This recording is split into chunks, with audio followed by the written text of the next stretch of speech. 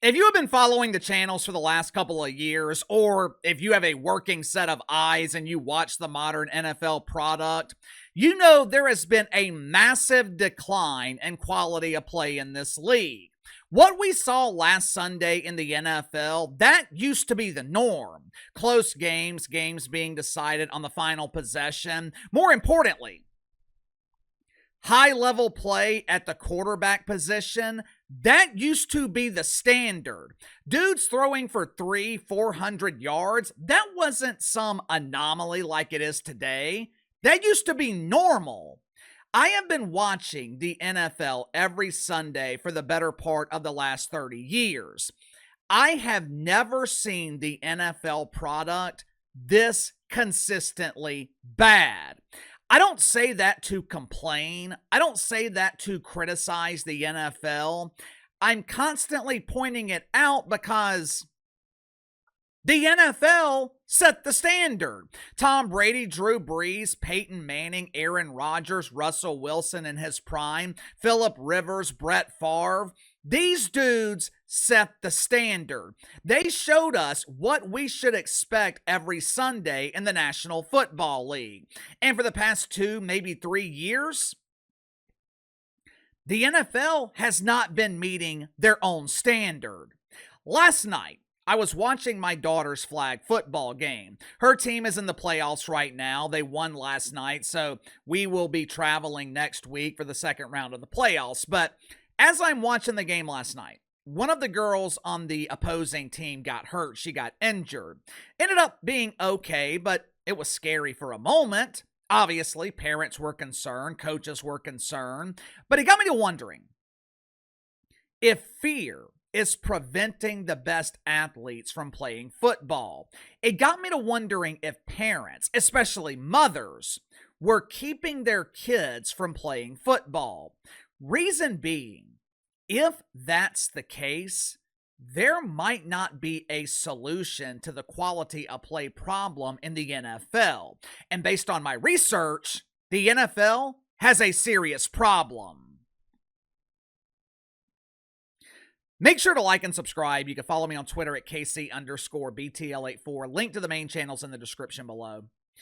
It's been 10, 12, maybe 15 years since the NFL concussion scandal. While the league survived the scandal in the short term, long term, the concussion scandal had devastating impacts on football.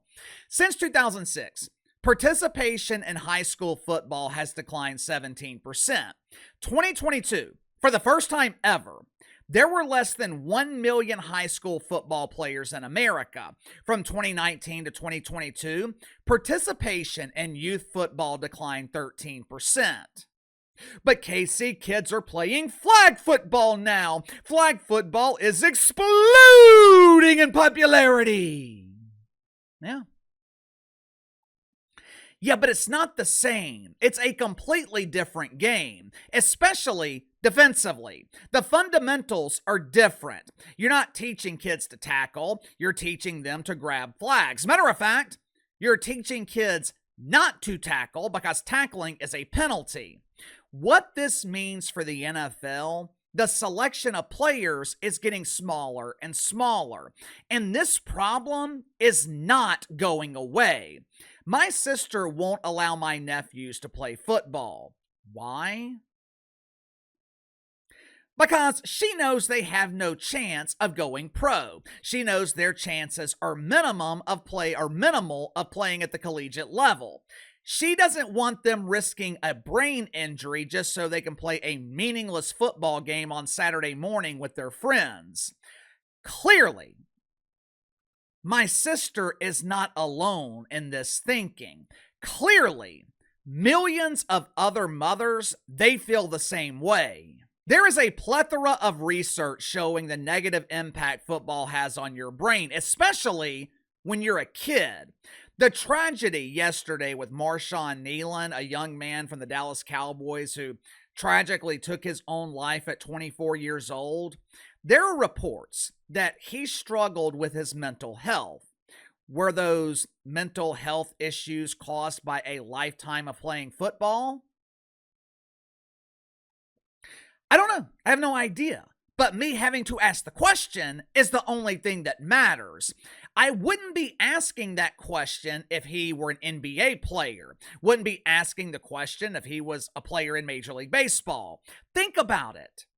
If you're a mother or a father and your son is a naturally gifted athlete, your son excels at baseball, he's got the height to be a basketball player, but he's also excelling at football. Which sport are you likely going to eliminate for his safety? Which sport are you going to encourage him not to play? Whether you want to believe it or not, these conversations are happening every day across America. This is the first generation of NFL players who were young kids during the concussion scandal. So it makes me wonder if the NFL is missing out on the best athletes. Makes me wonder if this decline in quality of play is a direct result of the best athletes no longer playing football. And if that's the case, how does the NFL solve the problem? Outside of removing contact, there's no way to make football safer. Romeo Dobbs can wear an astronaut helmet and look absolutely ridiculous, but it doesn't make getting hit by a 250-pound linebacker who runs a 4.5 40 doesn't make that hit any safer. This is a serious problem for the NFL, and I think this is just the beginning. What we are seeing now, this is just the first generation. What happens in 5 years, 10 years? I don't see a solution. If you know a solution, you tell me. Sound off in the comments below. I'll see you guys later on the main channel.